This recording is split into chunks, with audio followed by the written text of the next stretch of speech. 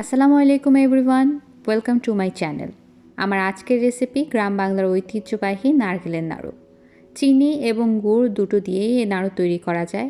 আজকে আমি আপনাদেরকে গুড় দিয়ে কিভাবে নারকেলের নাড়ু তৈরি করতে হয় সেটা দেখাবো। আশা করি আপনাদের ভালো লাগবে। সেই সাথে অনেকে কমপ্লেন করে থাকেন নাড়ু কখনো কখনো অতিরিক্ত শক্ত হয়, আবার কখনো জোড়া লাগতে চায় না। সকল সমস্যার সমাধান থাকবে আমার আজকের ভিডিওতে। আশা করছি আপনাদের কাছে ভালো লাগবে। চলুন তাহলে শুরু করা যাক আমার আজকের রেসিপি। নাড়ু তৈরির প্রধান এবং প্রথম উপকরণ হলো নারকেল।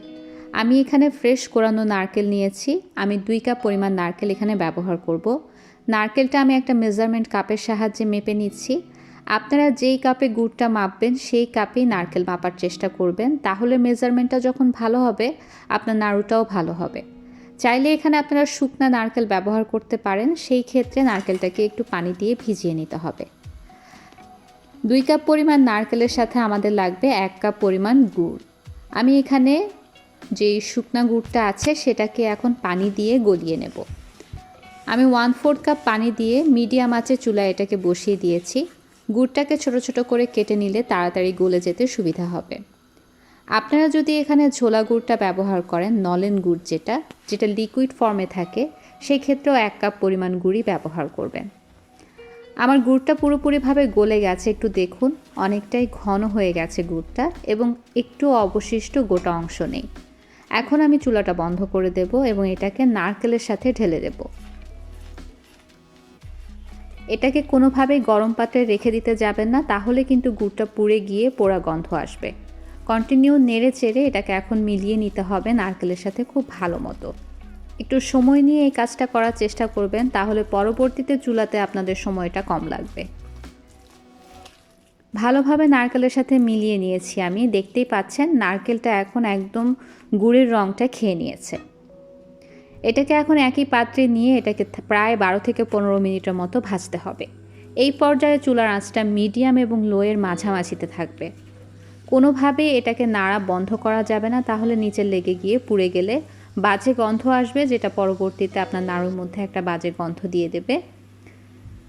2টা এলাচের বীজকে এখানে ক্রাশ করে দিয়ে দিয়েছি, এটা শুধুমাত্র ফ্লেভার যোগ করবে। আর 1 টেবিল চামচ পরিমাণ ঘি দিয়েছি, এটাও অপশনাল, আপনারা না চাইলে ঘিটা না দিলেও চলবে। এখন এটাকে ভেজে নেব। চুলার আঁচটা অবশ্যই খেয়াল রাখবেন যেন একদম কমের দিকে থাকে। মিডিয়াম এবং লোয়ের মাঝামাঝিতে চুলাটা অবশ্যই থাকতে হবে, বাড়িয়ে করলে অনেক সময় বেশি শুকিয়ে যায়। একটু সময় নিয়ে খুব ভালো মতো নেড়ে চেড়ে এটাকে ভেজে নিতে হবে। একটা পর্যায়ে দেখবেন যখন এই যে নাড়াচাড়া করবেন অতিরিক্ত পানিটা আর অবশিষ্ট নেই, নারকেলটাও অনেকটা একটার সাথে লেগে যাচ্ছে এবং এরকম ভাজা ভাজা হতে শুরু করেছে। যখন গুড় এবং নারকেলে থাকা অতিরিক্ত পানিটা বাষ্প হয়ে যায় তখনই কিন্তু এরকম ভাজা ভাজা হতে শুরু করে। যখন এরকম ভাজা ভাজা হতে শুরু করবে তখন 1 থেকে 2 মিনিটের মতো ভাজবেন, এর চেয়ে বেশি ভাজতে যাবেন না, তাহলে কিন্তু অনেক শক্ত হয়ে যায়, যেটা আপনারা অনেক সময় অনেকে কমপ্লেন করে থাকেন। তাই ভাজার সময়টা একটু খেয়াল রাখবেন আর চুলার আঁচটার উপরেও একটু খেয়াল রাখবেন। একটা পর্যায়ে একটু হাতে পানি নিয়ে তারপর এভাবে একটা নারকেল দিয়ে গোল বানিয়ে দেখবেন। যদি দেখেন যে নারকেলটা জোড়া লাগছে খুব সহজেই, তাহলে বুঝতে হবে এটা তৈরি হয়ে গেছে। এখন আমি এটাকে নামিয়ে কিছুটা ঠান্ডা করে নিয়েছি। 1 থেকে 1.5 মিনিটের মতো সময় গিয়েছে। তারপর এটা দিয়ে আমি নাড়ু বানানো শুরু করে দিয়েছি। অনেক বেশি দেরি করলে এই নারকেলটা যখন শুকিয়ে যাবে এবং বেশি ঠান্ডা হয়ে যাবে তখন কিন্তু আর নাড়ু বানানো যাবে না, সেটা খুলে খুলে যাবে। গরম অবস্থায় নারকেলের নাড়ুটা বানাতে গেলে অনেক সময় হাতে একটু তাপ লাগে, সেই ক্ষেত্রে আপনারা একটু এরকম ঠান্ডা পানি একটা বোলের মধ্যে রেখে সেখানে একটু হাতটা চুবিয়ে নিতে পারেন, তাতে আপনারা হাতে একটু আরাম পাবেন। আমার সাজেশন থাকবে আপনারা যদি খুব বেশি পরিমাণে তৈরি করতে চান নাড়ুটা, তাহলে অল্প অল্প করে এই পুরটা বানাবেন। যদি একসাথে বানিয়ে থাকেন তাহলে আপনারা খেয়াল রাখবেন যেন আপনাদের এই নাড়ুটা বানানোর জন্য অনেকজন মানুষ থাকে। আমি যেহেতু একা, আমি অল্প পরিমাণে বানিয়েছি এবং দেখতেই পাচ্ছেন খুব গরম অবস্থাতেই কিন্তু আমি নাড়ুগুলোকে বানিয়ে নিচ্ছি। হাতে যখন তাপ লাগছে আমি তখন সামান্য পরিমাণ হাতের মধ্যে পানিটাকে একটু লাগিয়ে নিচ্ছি, তাতে হাতের জ্বালা পোড়াটা একটু কমে যাচ্ছে।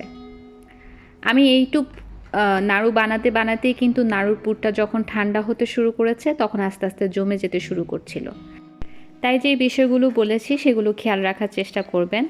নাড়ুটা কতটুকু বড় বা ছোট করবেন সেটা নির্ভর করবে আপনাদের ইচ্ছা অনুযায়ী। এখানে আরও একটা বিষয় বলে রাখি, আপনারা এখানে যে নারকেল কোড়ানোটা ব্যবহার করবেন সেটা অবশ্যই চেষ্টা করবেন একটু মিহি করে কোড়ানো নারকেল ব্যবহার করতে। কোনো কারণে আপনার কোড়ানো নারকেলটা যদি মিহি না হয় সেই ক্ষেত্রে আপনারা পাটাপোতায় 1 থেকে 2 বার একবার হালকা করে বেটে নিতে পারেন, কিংবা আপনারা ব্লেন্ডারের মধ্যে হালকা করে একটু ব্লেন্ড করে নিতে পারেন, যদি ভালোভাবে আপনারা মিহি করে নারকেল কোড়াতে না পারেন। যেই পরিমাণ আমি বলেছি সেই পরিমাণ দিয়ে আপনারা 12 থেকে 14টার মতো মিডিয়াম সাইজের নাড়ু বানাতে পারবেন। আমার সবগুলো নাড়ু বানানো হয়ে গেছে। এগুলোকে আপনারা সংরক্ষণ করতে চাইলে ঠিক এভাবেই একটা এয়ারটাইট বক্সে ভরে 1 মাসের মতো রুম টেম্পারেচারে সংরক্ষণ করতে পারেন। ফ্রিজে রাখলে আরও বেশি সময় পর্যন্ত ভালো থাকবে। ছোটোবেলায় আমার আম্মাকে দেখেছি একটা এয়ারটাইট বক্সের মধ্যে মুড়ি নিয়ে সেই মুড়ির ভিতরে নাড়ুগুলোকে রেখে দিত। এতে নাড়ুগুলো শক্ত হয়ে যেত খুব অল্প সময়ের মধ্যে, এবং সেই সাথে প্রায় 2 থেকে 3 মাসের মতো এটা বাইরে মুড়ির মধ্যে খুব ভালোভাবে সংরক্ষণ করা যেত।